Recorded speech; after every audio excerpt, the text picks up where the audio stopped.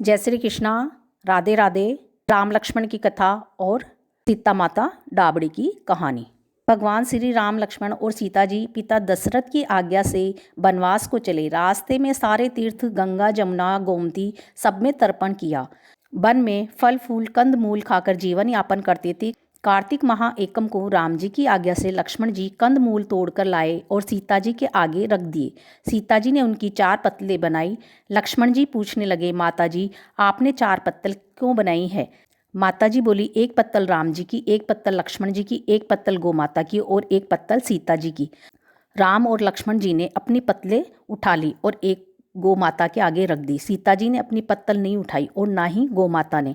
राम जी ने सीता जी से पूछा कि आपने फलाहार क्यों नहीं किया? तब सीता जी ने कहा कि मेरा तो राम कथा कहने का नियम है, राम कथा कहने से पहले मैं फलाहार नहीं करूंगी।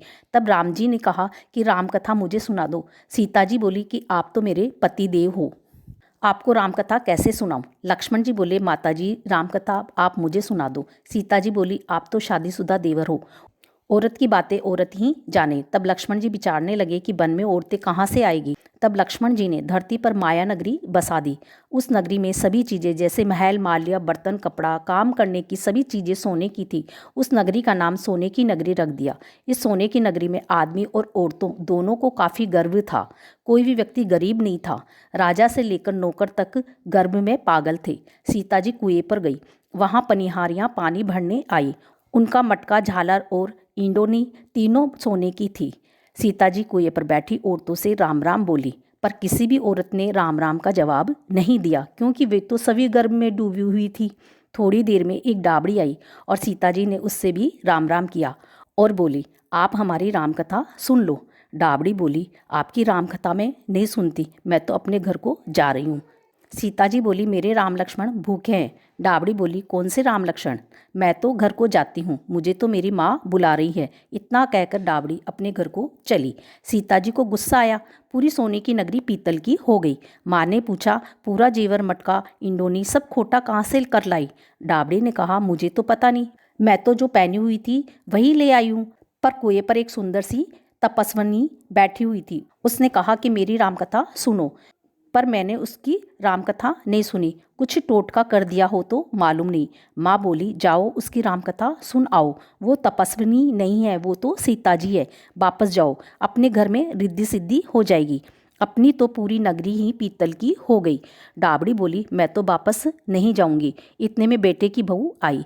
उसने कहा, आपकी आज्ञा हो तो मैं सीता जी के दर्शन कर आऊं और रामकथा सुनाऊं। सासू के कहने से बहू कुएं पर जाकर बैठ गई। खाली मटका पानी से भरे और फिर खाली करे। ये देख सीता जी बोली, आपके घर में कोई काम नहीं है क्या? बहू बोली, माता जी मैं तो सब कार्य निपटा कर आई हूँ। तब सीता जी बोली, तूने मुझे माता जी कहा, यह सुन मेरा मन खुशी से हर्षित हो रहा है। अगर समय हो तो मेरी राम कथा सुन लो। बहू बोली, माता जी आप राम कथा सुनाओ, आपकी राम कथा सुनकर ही घर को जाऊंगी। चंदन चौकी मोतियां का हार, राम कथा हमारे गले का हार। राम ध्याऊं राम मनाऊं, राम कहे तो परदेश जाऊं। सीता जी ने कहा, तूने मेरी इज्जत रखी, भगवान तुम्हारी इज्जत रखेंगे। हमारी मृत्यु लोक में तूने सहायता की, तुम्हारी भगवान स्वर्ग लोक में सहायता करेगा। सीता जी ने राम कथा सुनानी शुरू की। बहू राम कथा सुनने लगी। आओ राम बैठो राम, जल भर झारी लाओ राम, केकर की दातुन लाओ राम, ठंडा जल भर लाई राम, सहपरिवार पधारो राम, झुगला टोपी पहनो राम, कड़ा की लंगी पहनो राम, मक्खन मिश्री लाई राम, मक्खन मिश्री खाओ राम, स्वर्ण सिंहासन लाई राम, स्वर्ण सिंहासन बिराजो राम, झालर टिकोरा लाई राम, झालर टिकोरा बजाऊं राम, शंख ध्वनि लाई राम, झुक झुक पाऊं लागू राम, निखरता रोमन मोहे राम, शरण अपनी ले लो राम, दूध कटोरा लाई राम, सीता चरण दबाए राम, सुखवर सेज सोओ राम, झालर पंखा ढोलो राम, हमें राम तुम्हें राम, रोम रोम में बसो श्री राम, गट गट में बिराजो राम, मुख में तुलसी बोलो राम, खाली बैठे क्या काम, जब बोलो जब राम ही राम, बोले पंछी राम ही राम, पूर्ण हो ये सब काम, मेवा चिरंजी लाई राम, रुच रुच भोग लगाओ राम, खट्टा मीठा चखो राम, चरका परखो लाई राम, चरका परखो चखो राम, जो भाए सो ले लो राम, मन में धोखा रखना न राम। राम कथा पूर्ण हुई। तब सीता जी बोली, आपने हमारी राम कथा सुनी, हमारी सहायता की, आपने हमारे भूखे राम लक्ष्मण को खाना खिलवाया, भगवान आपको सातों स्वर्ग का सुख देगा। सीता माता का आशीर्वाद ले बहू अपने घर जाने लगी। सीता जी ने अपने गले का हार उतारकर बहू को पहना दिया। बहू अपने घर सासू जी को बोली कि मेरा मटका सिर से उतारो।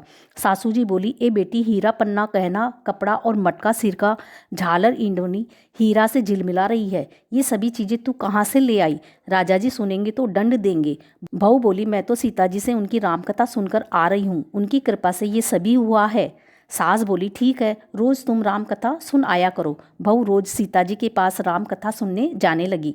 सुनते सुनते वर्ष गुजर गया। तब बहू ने कहा, माताजी कहानी का उद्यापन बताओ।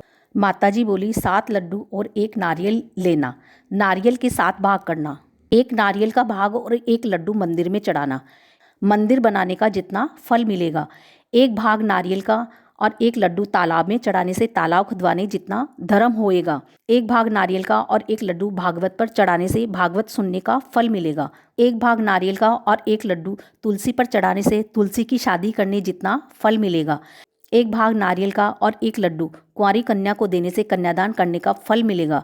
1 भाग नारियल का और 1 लड्डू ब्राह्मण को देने से ब्राह्मण को खाना खिलाने जितना फल मिलेगा। 1 भाग नारियल का और 1 लड्डू सूर्य भगवान को चढ़ाने से 33 करोड़ देवी देवताओं के भोग लगाने जितना फल मिलेगा। बहू जल्दी जल्दी घर गई, 7 लड्डू और 1 नारियल लाई, उसके 7 बराबर भाग किए और 1 मंदिर में, 1 तालाब पर, 1 भागवत में, 1 तुलसी में, 1 कन्या को, 1 ब्राह्मण को और 1 सूरज भगवान को चढ़ाया। सूर्य भगवान को चढ़ाने से 33 करोड़ देवी देवताओं ने भोग लगा लिया। अब बहू फिर सीता जी के पास आई और बोली कि माताजी मैंने सबों का उद्यापन कर दिया। सीता जी बोली, अच्छा बहू अब बैठ जाओ, 7 दिनों बाद वैकुंठ धाम से विमान आएगा। 7 दिनों के बाद ही वैकुंठ धाम से विमान रिमझिम करता आया। बहू बोली, सासू जी विमान आया, आप भी चलो। सासू जी बोली, ए बहू मैं अकेली कैसे जाऊं?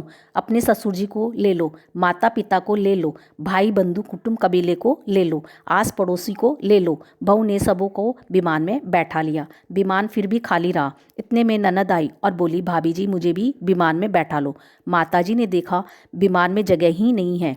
बहू सीता जी को बोली, माताजी हमारी ननद रानी को भी बैठाओ। सीता जी बोली, आपकी ननद घमंड में भरी हुई है, हमारा विमान कच्चे धागे से बना हुआ है, ये टूट जाएगा। ननद बोली, भाभी जी मैं यहाँ अकेली रहूँगी तो सांप बिच्छू खा जाएंगे। भाभी जी बोली, आपकी करनी आप ही भोगो, हम अपनी करनी से सीता माता के साथ जा रहे हैं।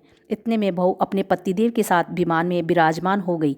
यह देख नगर के सभी लोग इकट्ठे हो गए और पूछने लगे, बहू आपने ऐसा कौन सा धर्म का कार्य किया जो सीता जी के साथ विमान में वैकुंठ धाम जा रहे हो? आपने रामायण का पाठ किया या गीता जी का पाठ किया या कोई अखंड पुण्य किया जिससे कि स्वर्ग से विमान लेने आया? बहू बोली, मैंने तो केवल सीता माता जी से राम कथा सुनी, उसका उद्यापन किया। नगरी के लोग कहने लगे, बहू हमें भी राम कथा सुनाओ। बहू ने सबको राम कथा सुनाई। कथा संपूर्ण होते ही पूरी नगरी सोने की हो गई। बहू बोली, जो कोई राम कथा की 108 पुस्तकें बांटेगा उनको भी उतना ही फल मिलेगा जितना बहू को मिला। सभी नगरवासियों ने राम जी की जय जयकार बोली। सीता जी ने सबको विमान में बैठा लिया। विमान स्वर्ग के रास्ते से चल पड़ा। स्वर्ग के 7 द्वार अपने आप खुल गए। प्रथम द्वार पर नाग देवता सामने आए। 7 द्वार पार करने के बाद विमान स्वर्ग से नीचे उतरा। 33 करोड़ देवी देवता बहू से पूछने लगे कि तूने ऐसा कौन सा पुण्य का कार्य किया जिससे कि स्वर्ग के 7 द्वार पार करके हमारे पास आई हो? बहू बोली, मैंने तो सीता माता जी से राम कथा सुनी, उसका उद्यापन किया। 33 करोड़ देवी देवता बोले, हमें भी राम कथा सुनाओ। बहू ने सबको राम कथा सुनाई। बहू ने कहा, राम ध्याऊं, राम मनाऊं, राम कहे तो परदेश जाऊं। सभी देवी देवता सीता माता की जय जयकार करने लगे। आप भी सब मिलकर बोलो, जय श्री राम कथा की। जय श्री कृष्णा। राधे राधे।